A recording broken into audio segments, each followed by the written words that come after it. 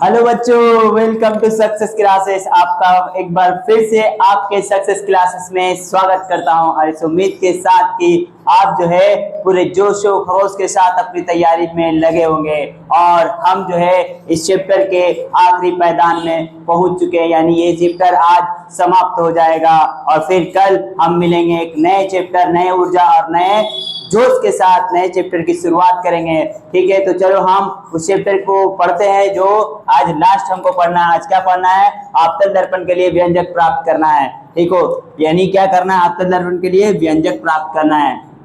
Sorry, आपतन दर्पण के आवर्धन का व्यंजक प्राप्त करना है। आपतन दर्पण में आवर्धन, आपतन दर्पण में आवर्धन वर्धन का व्यंजक प्राप्त करना है। व्यंजक प्राप्त करना है। क्या करा प्राप्त करना है? आपतन दर्पण में व्यंजक, आपतन दर्पण में आवर्धन का व्यंजक प्राप्त करना है, यानी m बराबर माइनस v बाई यू। ये हमको प्रूफ करना है, चलो इसको देखते हैं कि कैसे प्रूफ करते हैं। पहले आपतन दर्पण में और फिर हम उत्तल दर्पण में इसको सिद्ध करेंगे, प्रूफ करेंगे। तो एक ले लेते हैं आपतन दर्पण। ये क्या है? ये आपतन दर्पण, हमारा आपतन दर्पण बन गया। कौन सा दर्पण है? आपतन दर्पण। ठीक है, और ये इसका क्या है? प्रधान अक्ष। क्या है? प्रधान अक्ष। और ये इसका ध्रुव। और जो है हम जो है एक वस्तु लेते हैं, वस्तु को कहाँ रखते हैं? ध्रुव और अनंत के बीच। और जब यहाँ से एक किरण जाती है तो जो है दर्पण से टकरा के, आपतन दर्पण से टकरा के फोकस से होकर गुजरती है। कहाँ से? फोकस से होकर गुजरती है। और एक और किरण निकलती है जो ध्रुव से टकराती है, ध्रुव से टकराकर यहाँ आकर मिलती है, ध्रुव से टकराकर यहाँ आकर मिलती है। ये जो है हमारा प्रतिबिंब बना। प्रतिबिंब को हम a डैश और b डैश मानते हैं, और जो है हम वस्तु को a और b मानते हैं, वस्तु को a और b। और ये जो क्या है? ये m और m डैश, m और m डैश क्या है? आपतल दर्पण है, आपतल दर्पण है। और ये जो है, अच्छा रुको, इसको और थोड़ा करीब से गुजारते हैं। ठीक है, इसको और अच्छा से करीब से गुजारते हैं, इसको और करीब से गुजारते हैं। इसको यहाँ रख देते हैं, इसको यहाँ रख देते हैं। ठीक, और ये जो है यहाँ से किरण निकला, टकराने के बाद कहाँ से गुजरा? फोकस से होकर। कहाँ से गुजरा? फोकस से गुजरा। कहाँ से गुजरा? फोकस से। हाँ, यानी दर्पण से टकराकर फोकस से होकर गुजरता है। और जो है दूसरा किरण निकला कहाँ से? यहीं से। और कहाँ से होकर गुजरेगा? ध्रुव से। इसको P बोले थे, ध्रुव। और इसका प्रतिबिंब यहाँ बनता हुआ हमको दिख रहा है। इसको प्रतिबिंब को a डैश और b डैश हम अभी बता चुके हैं। और जो है वस्तु को a b कहते हैं। और ये जो है केंद्र C, ये केंद्र C है। तो देखो इसके बारे में अब समझ में आ गया, इसका चित्र कैसे बनेगा। आपतन दर्पण में आवर्धन प्राप्त करने का व्यंजक प्राप्त करना है, तो लिखना है, मानना है, माना कि m डैश एक आपतन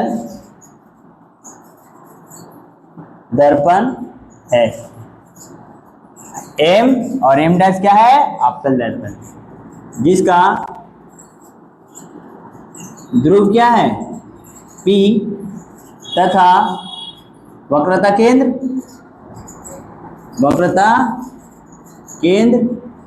C है। वक्रता केंद्र C, वक्रता केंद्र क्या है? C है, वक्रता केंद्र C है। ध्रुव तथा अनंत के बीच एक वस्तु AB को रखा गया है। AB को इसके बीच, वस्तु को अनंत और ध्रुव के बीच में रखा गया, ये चीज याद रखना। जिसका प्रतिबिंब कहाँ बन रहा है? जिसका प्रतिबिंब ए डैश है, जैसा कि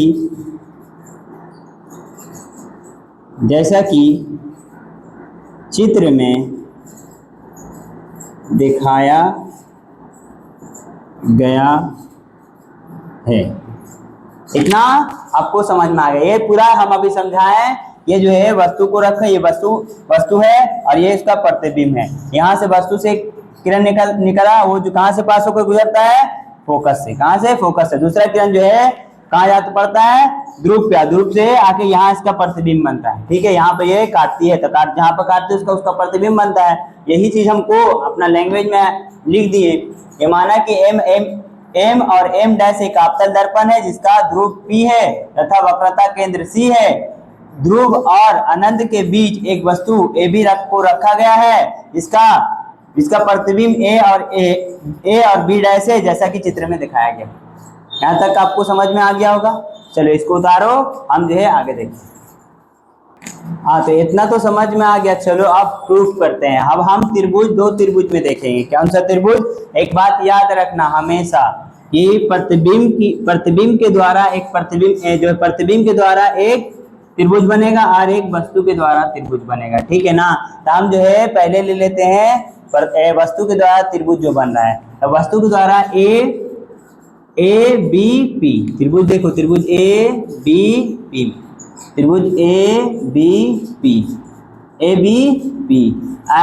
त्रिभुज ए डैश बी डैश पी में। त्रिभुज ए डैश, यहाँ देखो पी, यहाँ दूसरा त्रिभुज देखो पी। एक त्रिभुज बना, दूसरा त्रिभुज ए डैश बी डैश पी में।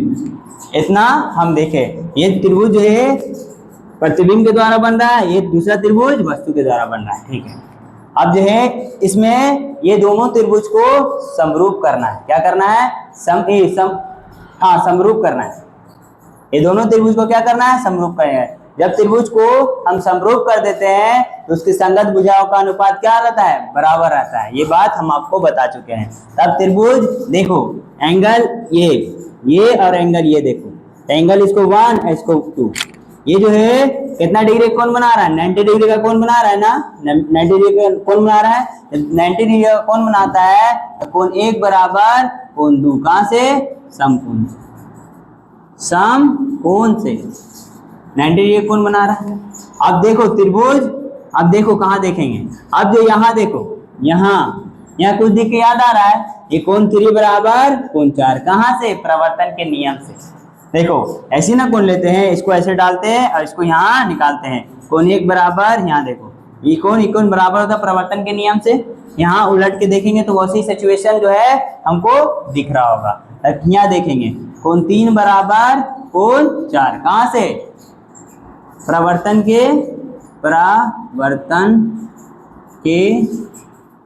नियम से। प्रवर्तन के नियम से। अब जो है त्रिभुज में जब दो कोण आपस में बराबर हो जाता है तो त्रिभुज क्या कहलाता है? समरूप कहलाता है। हम ये प्रूफ करना था, हम ये जो है प्रूफ किए। ठीक है, ये त्रिभुज एंगल ए बी पी समरूप angle A dash B dash P में। A dash B dash P में जब त्रिभुज को क्या कर दिए? समरूप। जब ये समरूप कर देते हैं तो इसकी संगत भुजाओं का योग क्या होता है? अनुपात क्या होता है? बराबर होता है। यानी लंब बाई लंब, यानी लंब क्या होगा? ए डैश बी डैश, ए डैश बी डैश। और इसका लंब क्या होगा? A B. लंब बाई लंब हो गया। अब आधार बाई आधार, तो आधार क्या होगा? इसका आधार, ये त्रिभुज है, देखो ये त्रिभुज ऐसी बना हुआ ना, हम इसको लंब माने, इसको लंब, इसको आधार मानेंगे। तो इसका आधार का चाहिए? ए डैश पी, ए डैश पी। और जो है हो गया। अब ऊपर वाला त्रिभुज का हमको ऊपर वाला त्रिभुज लेंगे। ऐसी है ऊपर वाला त्रिभुज। अब इसको हम क्या माने? लंब माने। ये आधार, ये वाला बचा था कर्ण, तो आधार इसका क्या होगा? A P. ये ए, ये बी, सॉरी ये ए, ये बी और ये क्या? पी। ये है ना सेम त्रिभुज हम बनाए तो इसका बेस क्या होगा? एपी। एपी इसका बेस हो जाएगा। ठीक है, अब हमको लेना है चिन्ह परिपाटी, चिन्ह परिपाटी, चिन्ह परिपाटी के बारे में हम देखेंगे। तो देखो ये जो है A B, A dash B dash, ये क्या है? ये प्रतिबिंब की ऊंचाई है। प्रतिबिंब की ऊंचाई को एच आई से दिखाते हैं, प्रतिबिंब की ऊंचाई को एच आई से दिखाते हैं, लेकिन ये दर्पण के क्या है? नीचे, इसलिए इसको माइनस लेंगे, ठीक है। और उसके बाद ए डैश ए बी, क्या लेते हैं? ए बी। ए बी जो है ए बी, ये क्या है? वस्तु की ऊंचाई। ए बी क्या है? वस्तु की ऊंचाई। ए बी वस्तु की ऊंचाई है तो इसको एच ओ के द्वारा दिखाते हैं। ये दर्पण के ऊपर है तो ऊपर आता है तो क्या लेते हैं? धनात्मक पॉजिटिव लेते हैं। अब जो है ए डैश पी, ए डैश पी, ए डैश पी, देखो इसमें जाएंगे,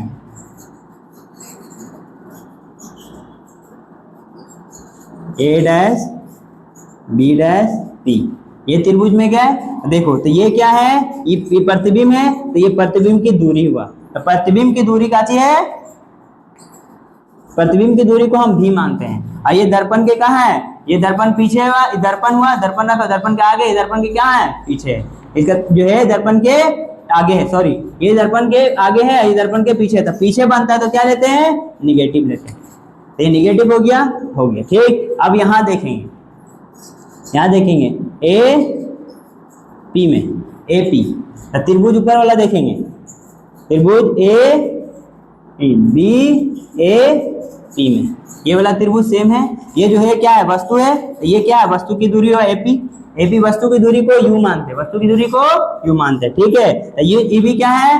जो है प्रतिबिंब के पीछे है, इसलिए इसको भी मान लेंगे। ये हुआ हमारा चिन्ह परिपाटी। चलो आते हैं, अब इसको मान को यहाँ रखते हैं। ए डैश बी डैश को हम क्या मानते हैं? माइनस एच आई, और ए बी को प्लस एच ओ, ठीक है। ए पी को माइनस भी, और जो है ए डैश पी को माइनस भी, और ए पी को minus you, minus minus cancel, ठीक है। तो माइनस एच आई बराबर एच ओ हो गया। तो भी बाई यू, ये भी बाई यू हो गया।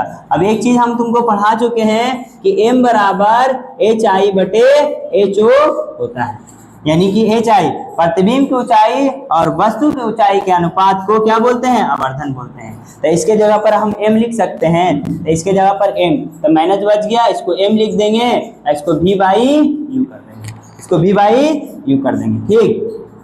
इसके v बाई यू कर देंगे। और ये माइनस को कहाँ कर देंगे? उधर पलट देंगे, माइनस को इधर भेज देंगे तो माइनस v बाई यू, ये हो गया प्रूफ। क्या हो गया? प्रूफ। यही हमको प्रूफ करना था, यही हमको साबित करना था। किसमें? आपतल दर्पण में आवर्धन का के लिए व्यंजक प्राप्त करना था, ये हम कर दिए। उम्मीद है कि आपको समझ में आ गया होगा। अब इसको उतारो, हम अब उत्तल दर्पण में आवर्धन प्राप्त करेंगे, ठीक है। इसको उतारो।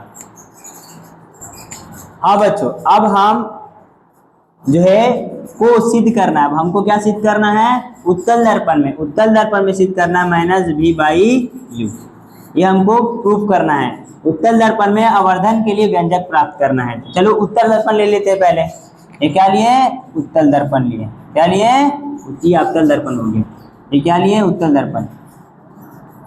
ये हो गया हमारा उत्तल दर्पण, ये उत्तल दर्पण हो गया। ये क्या हो गया? ये हमारा प्रधान अक्ष हो गया, ठीक है। और ये क्या है? ध्रुव है। और यहाँ वस्तु को रखते हैं ए बी, क्या है? वस्तु है।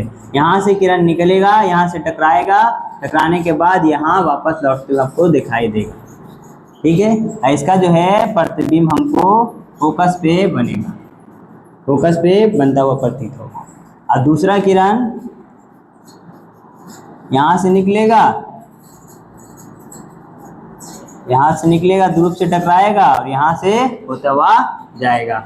इसका प्रतिबिंब हमको यहाँ बनता प्रतीत होगा। इसका ये प्रतिबिंब है ए डैश बी डैश। इतना आपको समझ में आ गया होगा, ठीक है। ये जो है इतना आपको समझ में आ गया होगा, ठीक ना? ठीक, चलो ठीक। अब इसको हम इसके बारे में लिखते हैं। माना कि एम और एम डैश, एम और एम डैश एक उत्तल दर्पण है जिसका ध्रुव P, जिसका P ध्रुव है, ध्रुव P है, इसका ध्रुव P है, इसका ध्रुव P है। अब देखना आगे, ए बी एक वस्तु को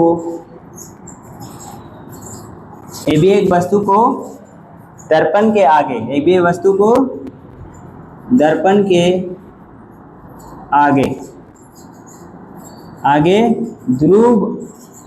आगे ध्रुव और अनंत के बीच रखा गया है, जिसका प्रतिबिंब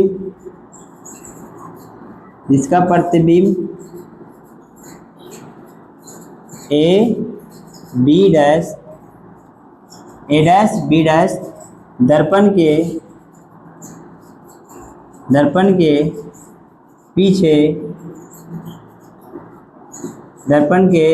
पीछे बनता हुआ प्रतीत हो रहा है। देखो, ये हमको लिखना था और ये हम लिख चुके हैं। इतना उतारो और जो है हम देखते हैं, सब चीज आपको समझा हुआ है। देखो, ए बी बीच में रखा गया, किसका? अनंत और ध्रुव के बीच में, अनंत और ध्रुव में वस्तु को रखा गया। इसका प्रतिबिंब कहाँ बन रहा है? दर्पण के पीछे बनता हुआ प्रतिबिंब, दर्पण का पीछे जो है उसका प्रतिबिंब बनता हुआ हमको दिख रहा है। इसको उतारो, आगे देखते हैं।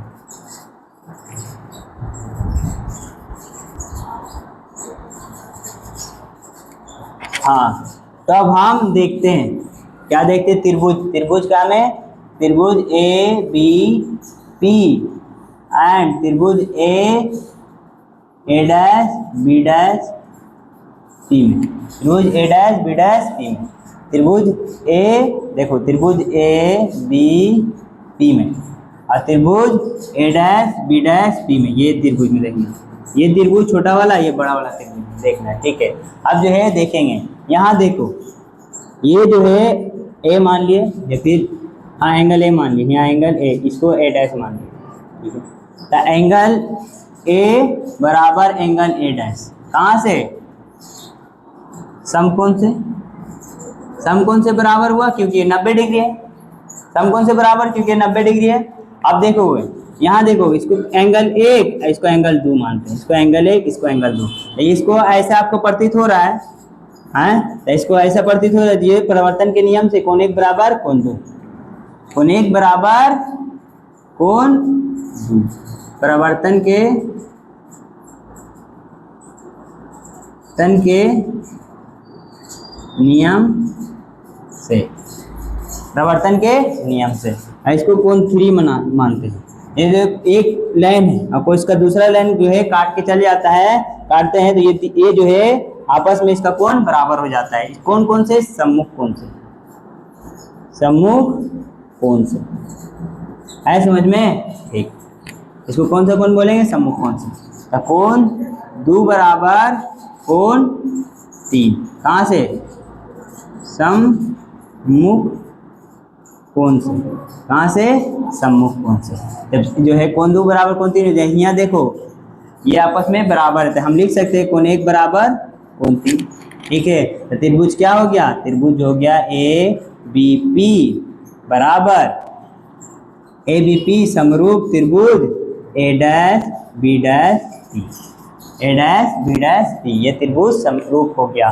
जब त्रिभुज समरूप हो जाता है तो उसके संबद्ध भुजाओं का अनुपात आपस में बराबर हो जाता है, मतलब लंब बटे लंब, लंब बटे लंब, आधार बटे आधार, ये हम देख चुके हैं। तो देखो लंब, इसका लंब का जो त्रिभुज ए बी पी में, त्रिभुज ए बी पी, तो इसका लंब ये है, ये वस्तु की ऊंचाई है लंब ए। पहले हम लेंगे इसको लेंगे प्रतिबिंब की ऊंचाई को, तो प्रतिबिंब की ऊंचाई को ए डैश बी डैश, और जो है वस्तु की ऊंचाई, ये देखो वस्तु की ऊंचाई ए और बी, और इसका बेस यानी आधार, इसका क्या लेना है, आधार लेना है। आधार ये हुआ, इसका आधार ये हुआ, और इसका ए त्रिभुज का आधार ये हुआ, तो ए डैश पी, और इसका आधार क्या हुआ, ए पी इसका आधार हुआ। ठीक है ना, इतना उतारो, इतना उतारो। अच्छा ठीक है, यहीं पे हम चिन्ह परिपाटी बता देते हैं। चिन्ह परिपाटी, चिन्ह परिपाटी, देखो चिन्ह परिपाटी में पहले देंगे ए डैश बी डैश बराबर, ए डैश बी डैश क्या है, प्रतिबिंब की ऊंचाई है। तो प्रतिबिंब की ऊंचाई है वस्तु के ऊपर बना है, प्रतिबिंब कहाँ बना है, दर्पण के ऊपर बना है, तो इसको क्या लेंगे, प्रतिबिंब की ऊंचाई को हम एच आई से दिखाते हैं, ऊपर बनाते एच आई, इसको पॉजिटिव लेंगे। ठीक है, और जो है ए बी, ये क्या है, वस्तु की ऊंचाई है, वस्तु की ऊंचाई को हम एच ओ दिखाते हैं, क्या दिखाते हैं, एच ओ। ठीक है ना, तो ये जो है ये भी वस्तु जो है प्रतिबिंब के ऊपर बना है, ये क्या है, प्रधान अक्ष के ऊपर बना है, तो इसको भी पॉजिटिव लेंगे, एच ओ। ठीक, यहाँ तक हो गया। अब जो है एच ए डैश पी, त्रिभुज ए, देखो ए डैश पी में, तो ये त्रिभुज में बोल रहा है, ये त्रिभुज हमको ऐसा बना हुआ है। अच्छा ठीक है, ऐसा बना हुआ है। ठीक, इसको बी डैश, इसको ए डैश, इसको पी, ऐसा त्रिभुज बना हुआ है। तो त्रिभुज काची में बोला है, हम इसका लंब ले लिए, ये लंब ले लिए, और इसको आधार लेना है। तो आधार ये है ना, तो ये आधार जो है यहाँ से यहाँ तक ये किसकी दूरी है, ये जो है दूरी किसकी है, प्रतिबिंब की दूरी है। तो प्रतिबिंब की दूरी को हम भी लेते हैं, क्या लेते हैं, भी। और ये जो है दर्पण के आगे है, ये दर्पण के पीछे, दर्पण के पीछे, दर्पण के पीछे, तो इसको क्या लेंगे, पॉजिटिव लेंगे, क्या लेंगे, पॉजिटिव। इसको ए डैश ए डैश पी क्या लेंगे, प्लस भी। और जो है देखो अब इसमें आवेंगे, ये आगे देखो ए पी ए बी में ये है, तो हम ये तो ले चुके हैं। अब इसका आधार बाकी है, आधार ए पी क्या है, ये वस्तु की दूरी है। तो वस्तु की दर्पण के कहाँ बना, आगे बना, इसलिए इसको नेगेटिव लेंगे, नेगेटिव ए हमेशा नेगेटिव होता है, ए पी माइनस बी, इतना हम चिन्ह परिपाटी में करते हैं। अब उसको इसमें बैठा देंगे, उसको इसमें, तो ए डैश बी डैश बराबर प्लस एच आई, और ए बी बराबर प्लस एच ओ प्लस बराबर ए डैश पी बराबर प्लस भी, और ए पी बराबर माइनस, इतना इतना हो गया। ठीक है ना, अब जो है देखेंगे, क्या देखेंगे कि यह जो है, अब एक हम ये चीज बताए थे कि जो है M H by H O के बराबर होता है, यानी प्रतिबिंब की ऊंचाई और वस्तु की ऊंचाई जो है के अनुपात को हम आवर्धन कहते हैं, ये हम बताते हैं। तो इतना बराबर हम एम लिख सकते हैं, इतना बराबर एम, यहाँ पे देखो H I by H O को हम एम लिख दिए, आई जो है ये माइनस हो गया काची भी बाई यू, प्रूव्ड, यही हमको प्रूव करना था, और जो हमने आसानी से कर दिया। हो सके आपको ये अच्छी तरह से समझ में आ गया होगा, आपके दिमाग में सेट हो गया होगा। अगर नहीं होगा तो आप इसको 2-3 बार वीडियो को देखिएगा, आपको समझ में आ जाएगा, वीडियो रोक रोक को देखिएगा, आपको समझ में आ जाएगा। आज जो है इस चैप्टर का यही दी एंड होता है, यहाँ आपका चैप्टर समाप्त हो जाता है, इसको उतार लो। ठीक है, चलो ठीक, यहाँ आपका चैप्टर क्या हो जाता है, खत्म। अब हम कल से एक नए अध्याय का आरंभ करेंगे, एक नई चैप्टर का शुरुआत करेंगे। ये जो है क्या हो गया, द इन चैप्टर समाप्त हो गया। क्या हो गया, चैप्टर समाप्त। मिलते हैं कल नेक्स्ट पार्ट में नया चैप्टर के साथ। ठीक है, जो है वीडियो अच्छा लगा लाइक सब्सक्राइब और अपने दोस्तों को शेयर करना ना भूलें। थैंक यू, धन्यवाद।